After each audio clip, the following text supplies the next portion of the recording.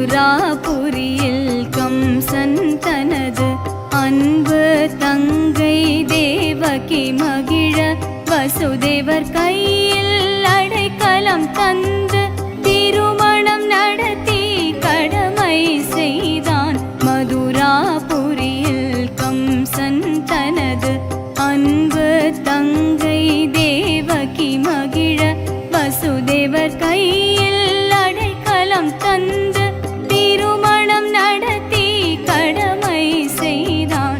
புதுமண மக்களை ரதத்தினில் ஏற்றி புறப்படும் வேளை வானம் அதிர அசரீரி ஒன்று கம்சன் கேட்க அதிர்ந்தே போனான் ஆதிரமானான்.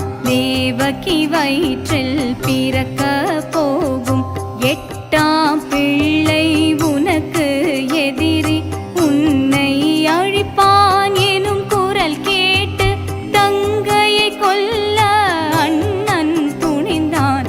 இருகரம் குவித்து வசுதேவர் வேண்ட சிறையினில் இருவரை விலங்கென அடைத்தான். இரக்கம் இல்லா அரக்கனை போலே ஒவ்வொரு நாளும் துன்பம் தந்தான்.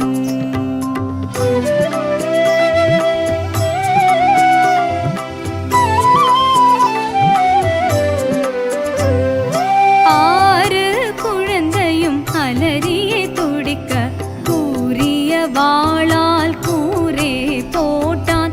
7ஆம் கர்ப்பம் இடம் மாறி ரோகிணி சுமந்திடும் படியாய் செய்தது காலம். 6 குழந்தையும் அலறியே துடிக்க கூறிய வாளால் கூரே போட்டான்.